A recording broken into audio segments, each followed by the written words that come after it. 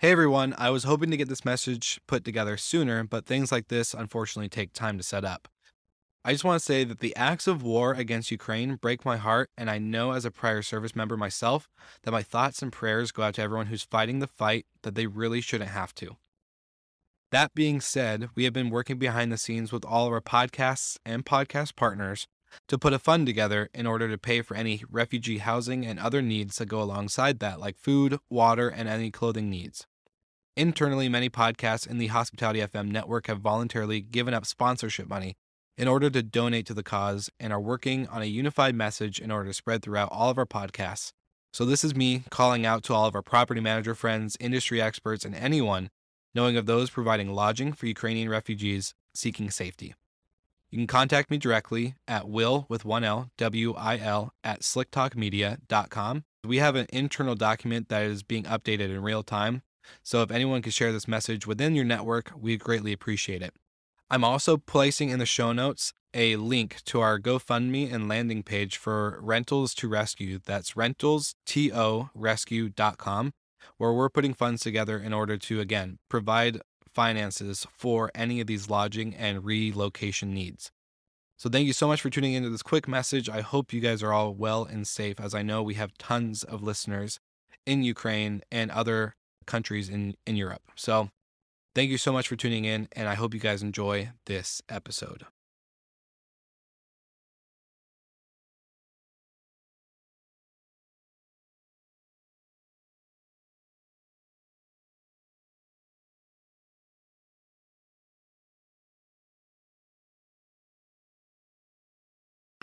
My hair is okay. Your hair looks great. So we're live, gentlemen. How's everyone's weekend? Good? Great at home this time. Again. Yeah. We're all chilling at home. Got the coffee ready? Yes, sir. Happy All Monday right. morning. Oh, there it is. All right. Happy Monday, everybody. Let's go. Let's do this.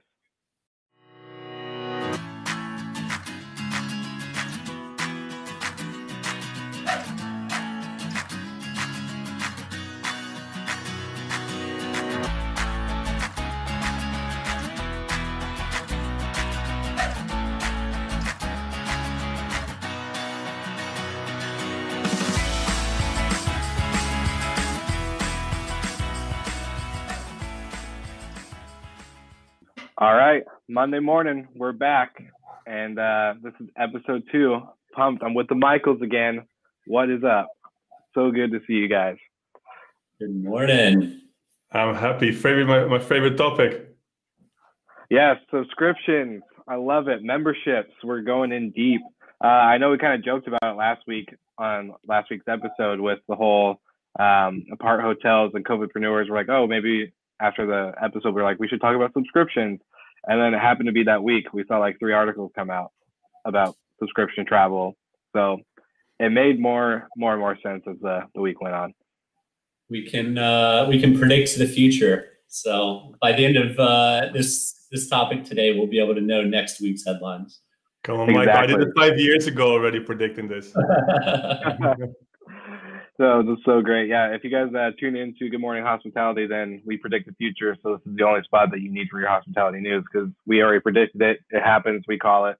That's just how we do. You know, we're just a brand new show, but we're already killing it. I love it. Well, sweet guys, I think this is a great way just to have, I think, Michael Ross, you're the man of subscriptions. You know, you were talking about this 5 years ago. This is something that's not new to you.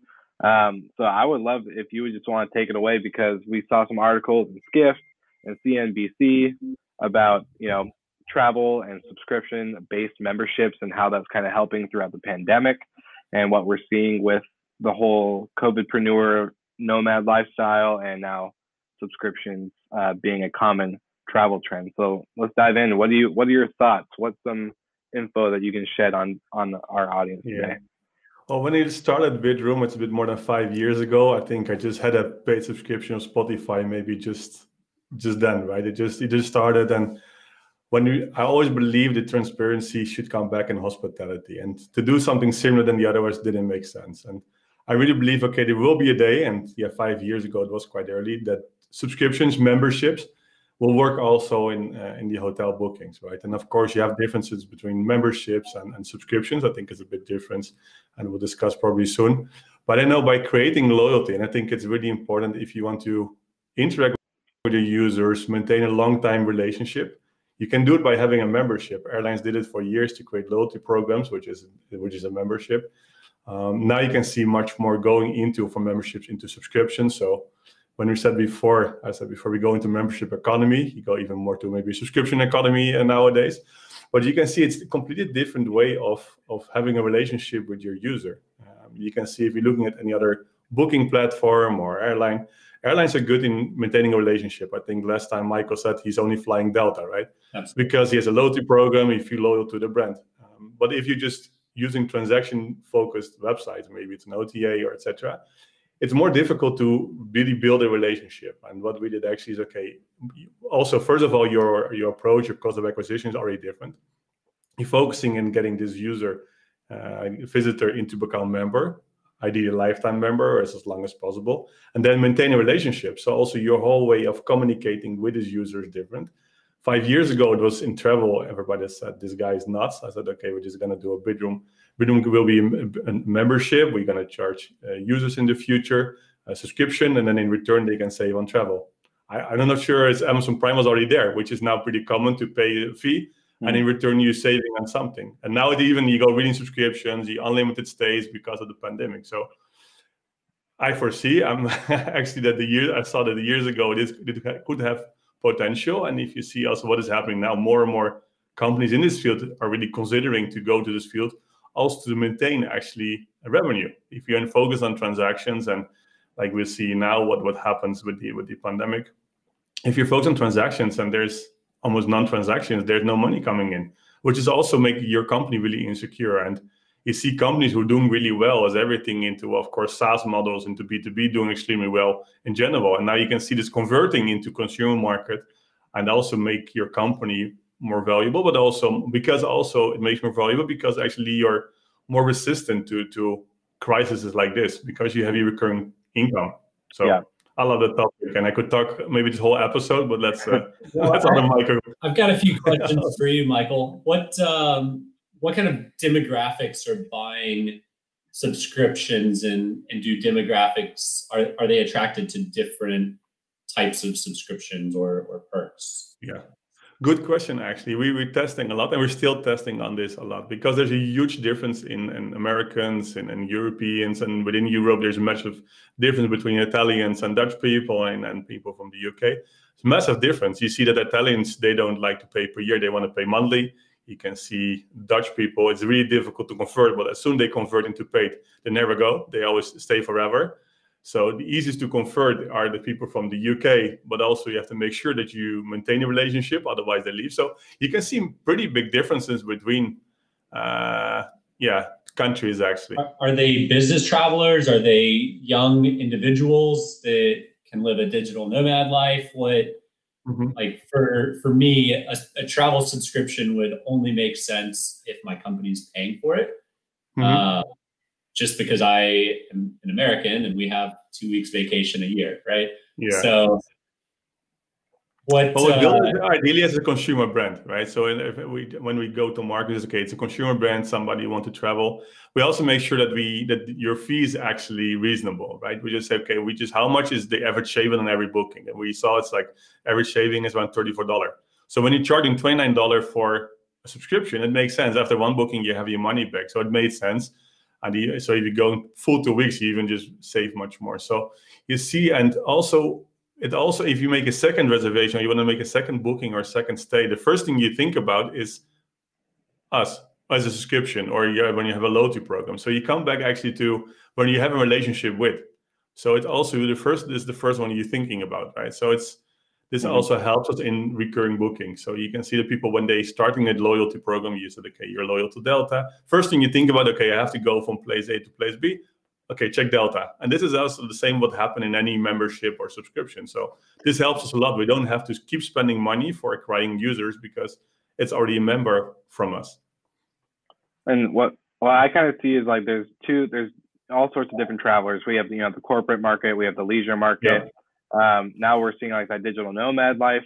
And when Oasis came out with this, $1,500 to $2,000 a month subscription, to me, that's more like a corporate traveler who is kind of able to do meetings on Zoom and on the go and can do that nomad lifestyle corporate travel. But then somebody that, families that save up all year long to go to the ocean or to go to who knows where, maybe Six Flags or whatever, more like would be a vidroom type, traveler. Maybe they're not traveling enough to spend $1,500, but they can do the $29 a month and then use that for the perks of their family trip or other things like that. The ones that don't travel as often.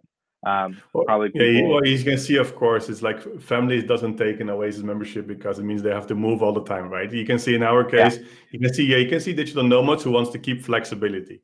So you can see if there's limitation of hotels, it's not always easy. You can see Citizen M, it's great what they did because they launched a subscription as well. But of course, it's limited to places of Citizen M. So in our case, we have a combination actually. So, you can see there's digital nomads who just like, I want to keep the flexibility. You can book over 150,000 hotels. So I want to keep it flexible, and I might not always travel. I might travel 2 weeks per month and I still have my home place, etc. So this is also a big audience. And we see it shifting actually when people the first early adapters, they were the consumers who just want to test it and just liked it. Now you can see also it's moving. So you can see somebody makes a stay for a week in Greek, on a Greek island with his family. Then he see 2 nights, for example, in London in financial district. So it probably is alone, so probably his business.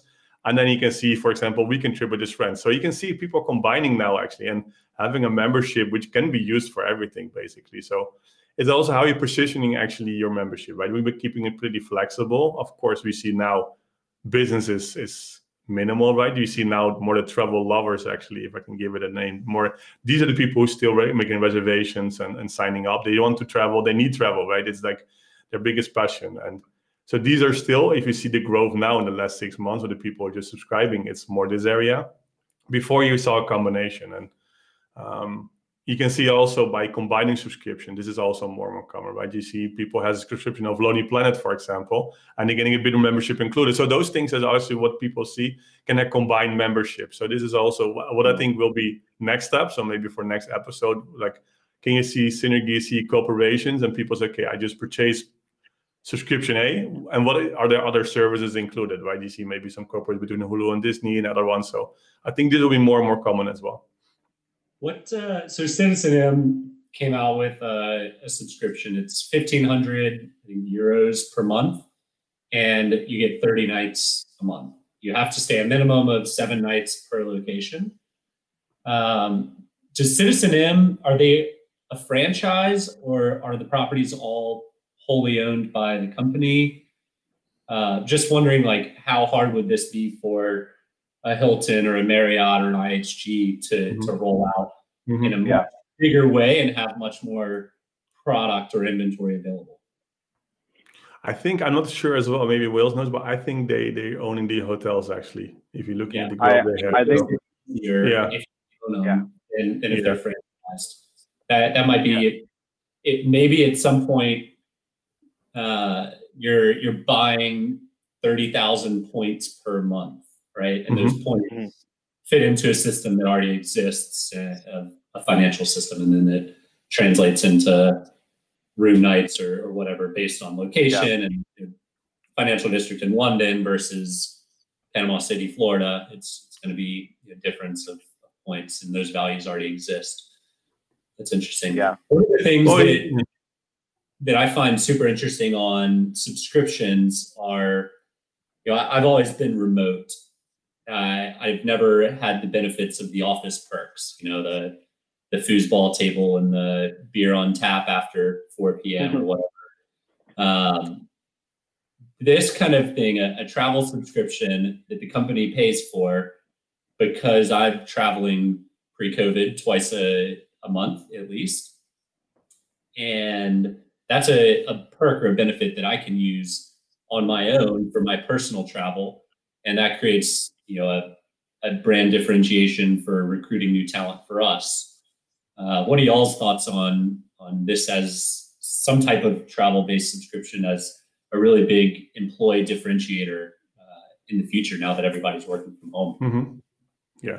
Well, you can see it's getting a value, right? First of all, just to add to the previous point, of course, you just get something in return, saving on travel, etc. But also, of course, you have to add much more value to it, right? If you just I think that's super important just to add as any subscription you're taking or membership, if you know a loyalty program, you don't have something extra. That's for sure crucial. But if you're looking at the what you just mentioned, it is changing a lot, right? If you're just going to these employer benefits, you can see now we're just closing with a huge corporate, and it's okay. We just want to do all the bookings through Bidroom because I know at least on average you are 9 to 11% cheaper on the stays. He said, what more important as well is that beside this, it's also something nice that we can give to our employees. Okay, we just first of all for them it's a benefit because they're saving on company cost, but also in this case you're saving actually as an individual if you go with your family. So it's also you can see it's more. I think it's changing anyway that the employer also want to take care of the employees, right? By paying for a gym, which is pretty common. So more and more you're taking care of your employees. And if you're taking care of their, for example, travel, that they can always have the best deal. You can see this is also, it's starting now actually. You want to create kind of also loyalty within your employees. Because at the end they're just also want to keep them loyal, right? To keep them in your company. So it's not much different than another membership program with your employees. You want to keep them happy, loyal to you, create a relationship for long term.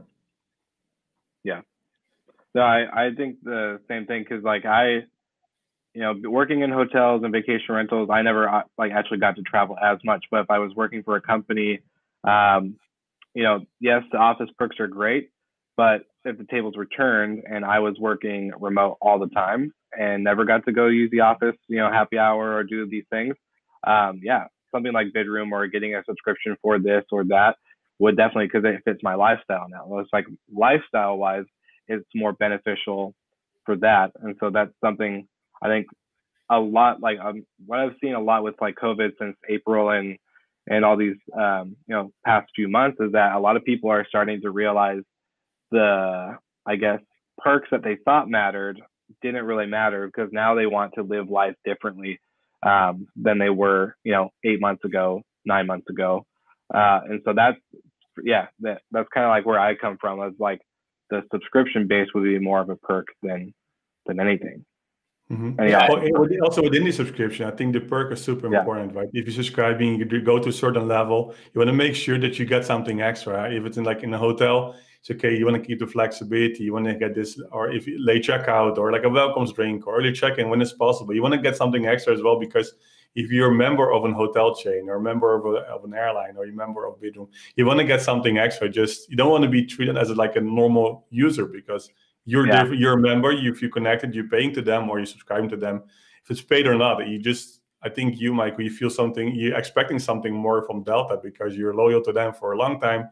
And if you're in the queue and there's one seat left, and there's actually two people, you would expect that they choose for you as a loyal customer, somebody makes a reservation. So this is, I think, also how to manage, in this case, long-term relationship. And that's in every subscription business is the most important factor is the long-term value, right? How long is the customer staying with you? Because if you're subscribing after 1 year, you keep investing in acquiring users, doesn't make any sense. So you have to make sure that your churn is as small as possible. They're staying as long as possible, of course, because it's really difficult sometimes to convert them. And as soon as they convert and they're just loyal to you, of course, they're staying hopefully forever. Yeah, it's value and it's the perks and benefits are why people subscribe. And then it's the value and how you treat them once they're in. It's how you keep them long term. Airlines, United and American are notoriously not good at customer service. But I've got status with Delta. I call in, I jump the line, I ask questions, I get upgrades or flight changes and all that much easier than without status or without the perks of being a member. And when you travel a lot, those small little perks become big things. To your point, if there's 2 people left on the plane, I'm getting it and the other person isn't. That's a big perk. I don't have to wait 3 more hours for the next flight. Yeah. Mm-hmm. It's it's the little details. We talk about this all the time in hospitality, attention to detail, the little moments make the big moments for the traveler. Whenever you're taking care of guests in a vacation rental or a hotel, you want to pay attention to these little things because it makes a difference. Yeah, the big things are great, but if the little things are missed, then I think we miss the big picture as a whole. But I wanted to ask you guys, because this kind of brings up another thing that we talked about last week is we talked about big brands, like Marriott, Hilton, IHG, how the brand is consistent. When you stay at a Courtyard in Seattle, you're going to get the same feel when you stay at a Courtyard in DC or Florida or wherever.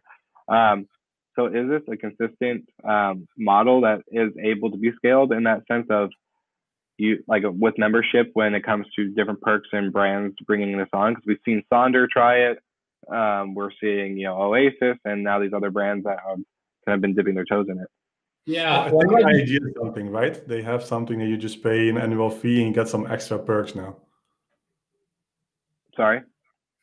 I think IAG is launched something, so you're just paying an annual fee. It is, I think, $200 or so, and then you get some extra advantages. And I think actually, if hotel chains are really clever and smart, they should push this more, because especially when you're a paid member, I think there's a big difference if you're paid, if you have a subscription or just a membership, free membership. As soon you're paying for something, you're going to use it. And that's, I think, a huge difference. So as soon hotel chains are able for a couple $100, in this case, you get something extra, you get always 10% discount, you always get etc. extras. The first thing you really think about is go to this hotel chain, because you're paying to them, you pay for them an annual fee. So this is the first one you consider if you want to make a reservation somewhere.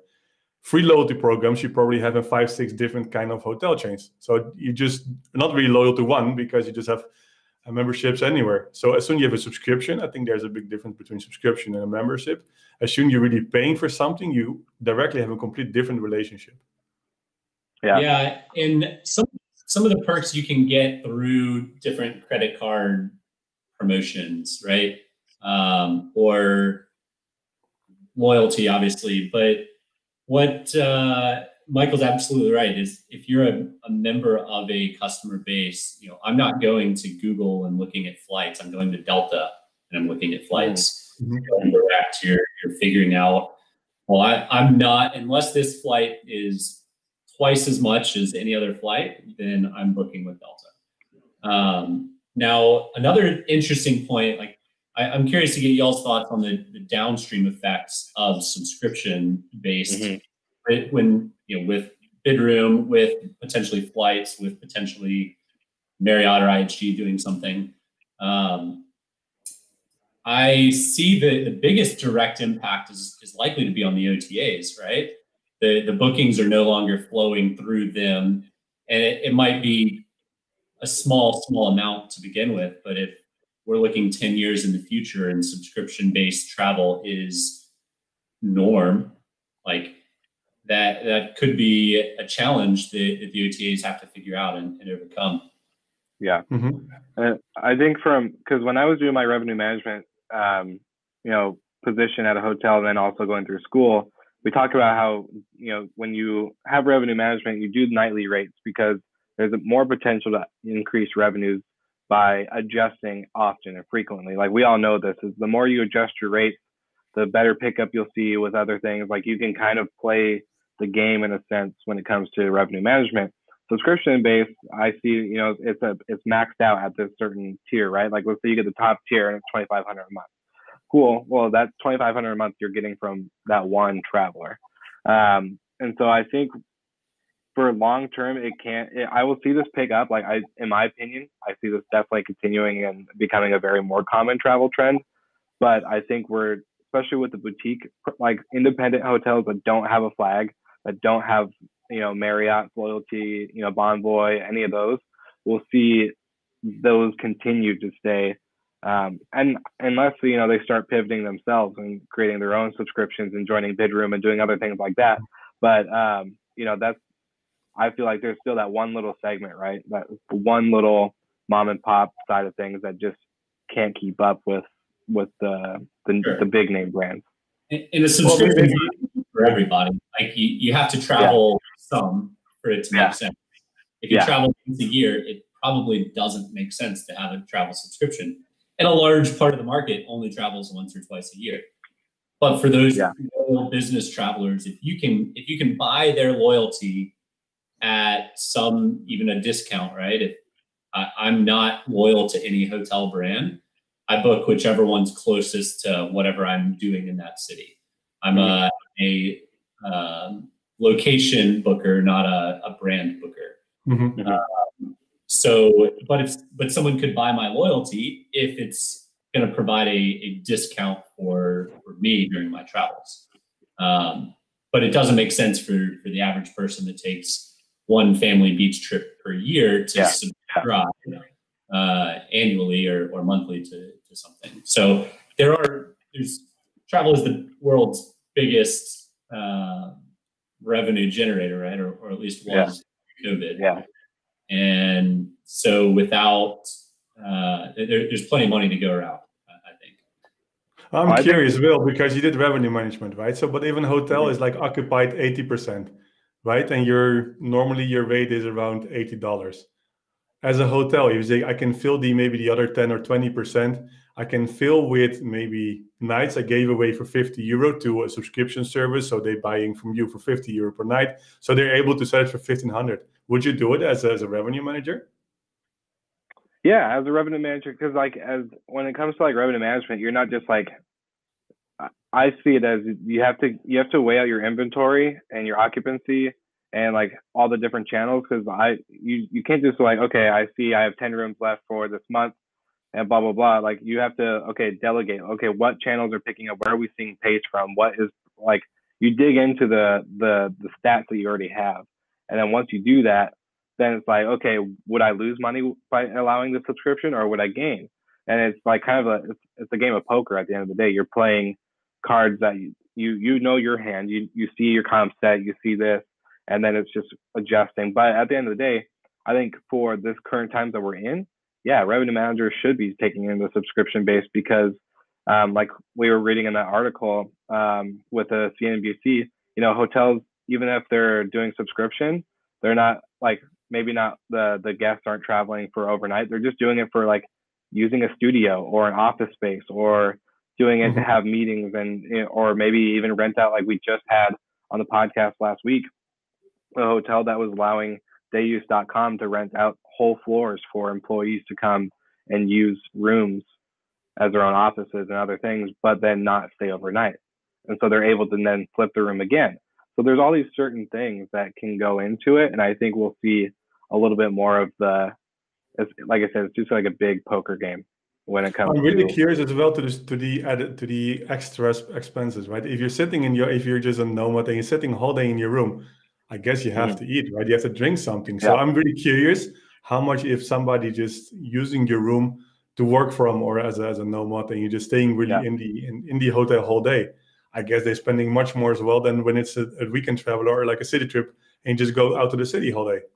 So I'm really curious, maybe your rate is lower, but maybe you're generating much more income for your property because they're just staying because they're working and they don't want to leave the work spot and they just ordering room service, right? So I'm pretty curious how much is the extra spend actually if somebody paid less but actually stayed in your place whole day to work from there, because it could maybe compensate the lower rate. I stayed in one recently in Austin that was renting out. So I spent the night, but they were renting out rooms for corporate use, whether it was an individual or a company, and they had like a food package. So you'd have coffee delivered twice a day to your room. You'd have lunch brought to your room, and it was $25 extra a day. So like it is incremental revenue, and there are ways once they're on your property to continue to capitalize them. I know some of the resort developers, like if it's a $200 per night room, they're expecting that guest to spend 50% to 100% of the room cost in on-site amenities or services, spa, golf, whatever. So every dollar that they get booked is $2 to the property, essentially. I think in Vegas is even much more, I guess, right? They just do everything to get people in the casinos there and spending much more. No, that's what we saw with this hotel in Chicago. They said they never used dayuse.com or any like these, allowed this like opportunity for guests to use a room for a meeting or to work in all day or whatever. But then they did see that they're at the hotel. They got them in the door with an attractive rate. And then it turns into, well, I'm hungry. Shoot. Okay, there's a bar right downstairs. I don't have to leave my desk or my computer. Great. They get there. They spend money at the bar. They walk by the coffee shop. Oh, I should have another coffee before I go up to my meeting. Another coffee. Then their day use is done. Well, the wife and kids are, they're out at the park and I want them, to continue to have fun. So I'm actually going to stay the night. I'm going to get a little bit more work done. I'm going to relax. They're going to have their separate time. I have my separate time. Great. That turned into a nightly rate. Now they don't have to clean. They got extra money out of the room, plus food and beverage and all these other things. So yeah, you guys are 100% like, that's exactly from what I've heard from other people that they're seeing, getting them in the door and then allowing that to turn into residual revenue in other departments. So we have a question from Jerome. Yes. Personalization is an interesting opportunity to increase loyalty. For this to work, you need to know your customers really, really well. Is this a trend? I think for the really, really good loyalty programs, it is already. My dad was a super loyal Marriott traveler. And whenever he checked in, they knew that he wanted the room at the top corner of the property with extra pillows, a bottle of water on the bed. And it happened every single time he checked in. Like they're really, really good at that. Delta knows anytime I travel, I want an aisle seat as far up in the plane as possible. I don't want to be upgraded unless it's an aisle seat. And like they've gotten better at this through the years. I think you have to be good at gathering and managing data to be able to do this well. And it certainly benefits the big companies from a data standpoint, but the small companies that have the repeat guests, let's say a boutique hotel, every month, some executive comes and stays at this boutique hotel. That's an opportunity to have a super personalized, not just digitally personalized, but a person way, hello, Mr. Slickers, nice to see you again. I know you like a can of Coke when you arrive. It's in your room. It's already chilled. Those kinds of things blow you away. But this is still missing also in looking at OTAs, right? If it doesn't matter if I search, okay, I just blocking booking.com, but even I want to search to find a place and then book on Bidroom. If you're searching it there, even or in Airbnb or somewhere else, it's still, you get the full inventory, you get 1,200 properties in Rome. And if you're booking somewhere for multiple times, they should understand you. They should just understand that I'm looking those kind of properties. I always book. Is it, for example, I always book for a 4-star hotel, for example, when it's in the city center, in the cities. At the end, they should build more like a profile around you, right? And this is still, we're working on this now, but it isn't easy. But if you're expecting of an $80 billion company, they should be able to build something. But you see, there's some players around there. You see like a Trip Boutique, for example, which is a company from Switzerland. They're really now into also can we more make it personalized. So you just do request for a city. And what they will do, they will send you actually like a complete itinerary for your whole journey because they want to know who you are. So you have to answer 20 questions before. And I think this is the future, to be honest. And this is also what we plan now. How can you really understand? And it's more easy when you have a member base, right? When you understand, okay, this guest for the last 10 times, you book those kind of properties. Indeed, we just said, okay, specific room or specific kind of property. He always stay in boutique hotels, so why I should offer him a big business hotel in the outskirts, hyper modern, if he never stays in a property like this? So because at the end, every platform wants to convert, right? So the more personalized you're making it based on his wishes and his expectations and history, it will increase conversion drastically. So you said the chains are able, the big chains should be able. Not all of them do a good job so far. Some of them, they're learning and they're working on it. But there's a huge potential to really create loyalty, because loyalty is so important. Because if they keep investing in your customer all the time to get him back, it costs you much more money than you say, I built something to really create loyalty. It's much cheaper to give this guest a bottle of wine and what he wants than to acquire new members, which are much more cost effective. So yes, I agree with our frequent listener, Jeroen, that hyper-personalization is really important. Yeah, and I think you both kind of hit the balance on two things, is that it's a collection of data through memberships, right? We have a graph, we have a visual that we can see what these members are doing with their subscription and what they're looking for and how they're using it, etc.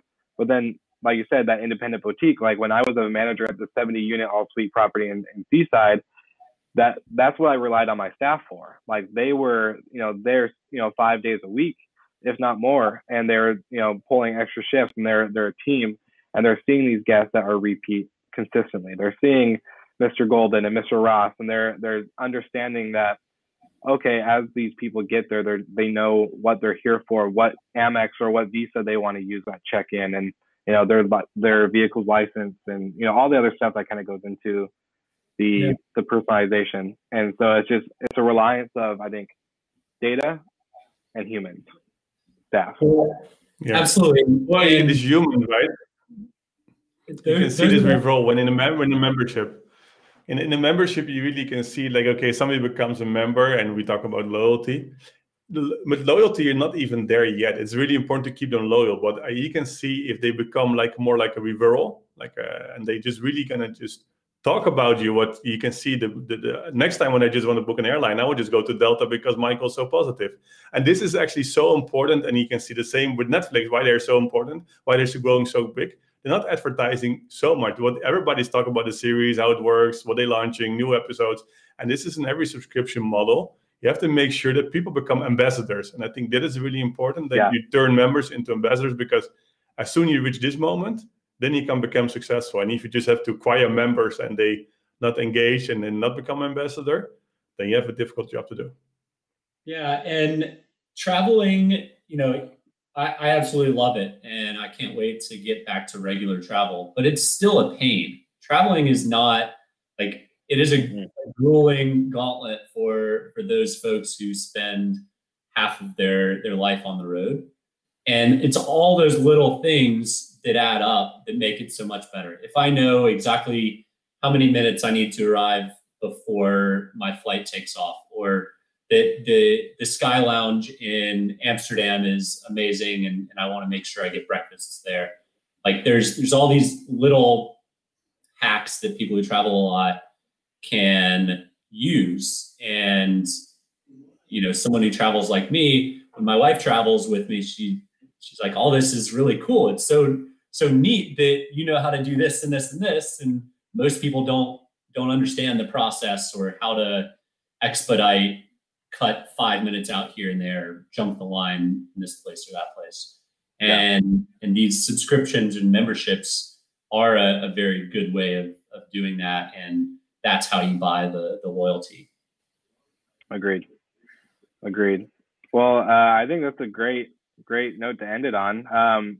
I just have one question for you guys, just kind of for some Monday morning BS.